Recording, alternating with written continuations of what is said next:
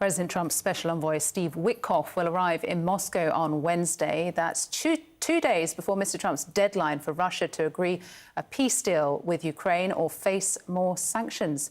CNN's Nick Paton-Walsh is in southern Ukraine, joining us now. Nick, how are Ukrainians feeling about the hope of any progress this week? Or is the feeling that this Witkoff trip is just more about optics?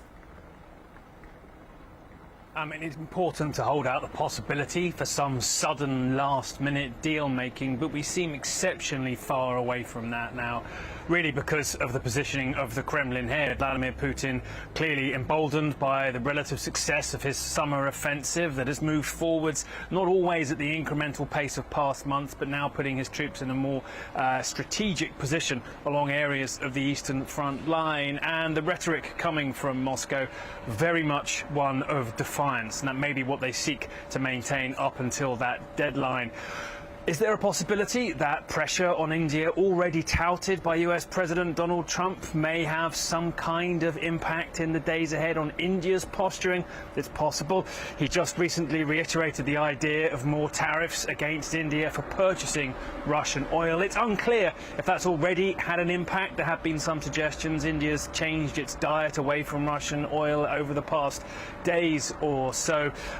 But the key customer here that really, if there's going to be anything like damage to Russia's income, and Trump today suggested that if they take another $10 off the price of oil, that could really damage the Russian economy. He said the Russian economy, quote, stinks at the moment, and they simply couldn't afford the war, I paraphrase, there if the oil price sunk further, unless China's purchases are somehow dented by any kind of secondary sanctions. And I'm sure many in Ukraine will feel that this moment to be tough on Moscow has passed President Trump by. But a lot of concern building ahead of Friday, particularly for what it might mean for the nightly aerial assaults that many Ukrainians fear and endure every single night, and of course too for what it means for Trump's apparent conversion over the past months, having tried diplomacy, proximity to the Kremlin's narratives, and now being tougher on Russia.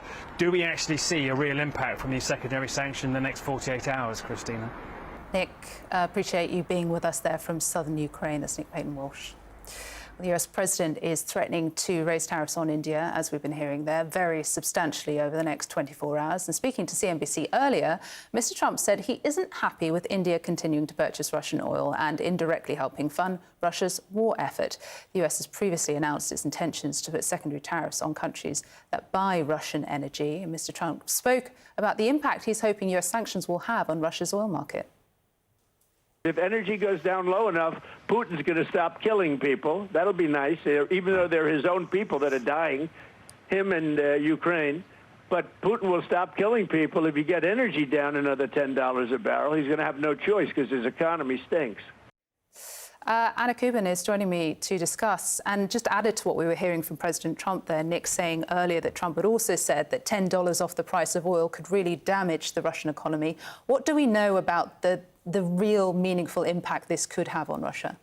Well, Russia's government revenues, a large part of that is made up of its energy exports. And so if you essentially discourage China and India, huge buyers of Russian oil, from doing so by making it prohibitively expensive, then you lower the demand for Russia's oil and therefore the price will come with it. The idea being that Russia will then have essentially less money to continue prosecuting its war in Ukraine. And by economic necessity, Trump therefore sort of pushes Putin towards a negotiating table. So that's the logic behind Trump's threats.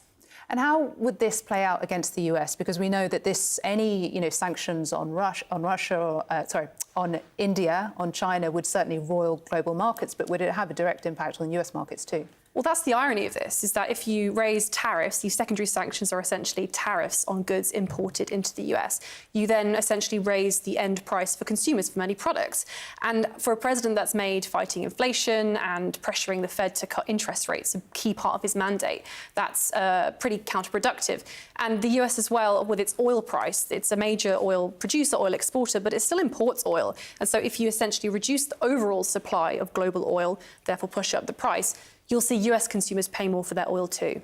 All right, Anna, for now, thank you.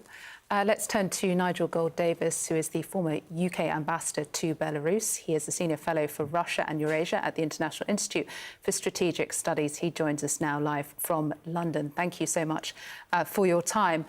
I just want to begin with the events happening this week in Russia. It does feel as though, Donald Trump is becoming more and more drawn into this war that he wanted to be over in a day. And now he kind of owns it, as Nick was alluding to there earlier.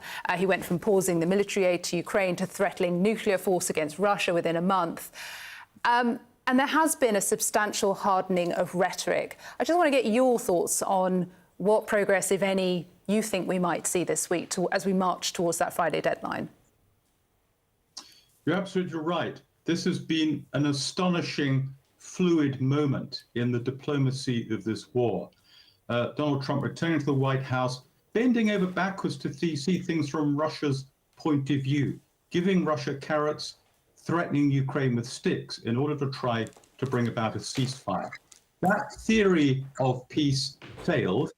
And President Trump's response has been not to walk away, not to move on, not to turn his back on trying to end the war, but by taking the opposite view, which is to try to end the war now by pressuring Russia in a way that I think has surprised everyone. It is interesting that although he has described it as Biden's war, he remains committed, actively committed, to investing diplomatic capital to try to end it.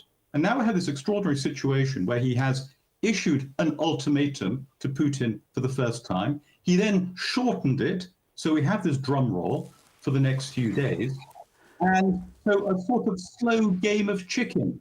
These two resistant, increasingly opposed leaders colliding to a point of incompatibility. What will happen? Who will swerve? The consequences for Russia could be very serious if Donald Trump at last makes good on his threats. Yes, and on those secondary sanctions. And to your earlier point, I think one who has been surprised by how they've been drawn into this war is India over, the imposition or the threat of those secondary tariffs. I want to ask you, because White House aide Stephen Miller has accused India of, quote, financing Russia's war in Ukraine, just how accurate that is, and if India are being unjustly targeted, because we know that there are, as Nick was saying earlier, others who import way more from Russia. That's right. So the sanctions that the West and its partners began to impose on Russia after the February 2022 invasion have led to a far-reaching reorientation of Russia's trade, and it has switched, in particular, its oil exports, the lifeblood of the Russian economy, away from Europe towards China, even more than before, and dramatically towards India. Exports to India have risen 40-fold. Now, a proportion of that, of those exports, were then refined by India and re-exported to Europe. So there's been a problem there that the EU, with its latest sanctions package, is trying to address. But yes, India is, in effect, complicit. It's taken advantage of the fact that Russia needs new outlets for its oil. But India's role in sustaining Russia in Russia's war is dwarfed by China.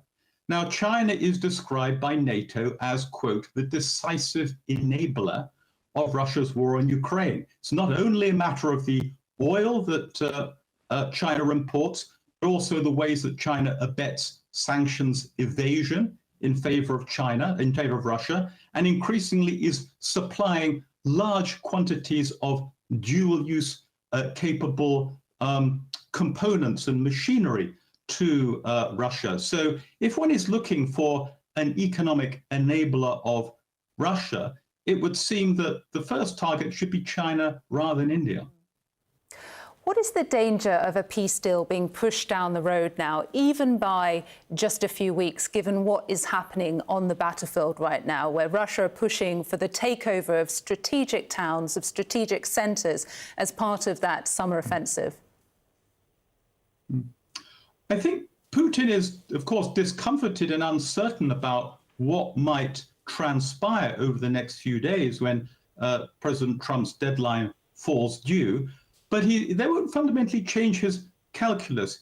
He does, in the larger scheme of things, feel confident, remain confident about his ability to win the war on his terms and not to achieve a ceasefire. This is really fundamental. This is the flaw at the heart, I'm afraid, of Mr. Witkoff's diplomacy in Moscow, fundamentally misjudging what Russia's calculus is.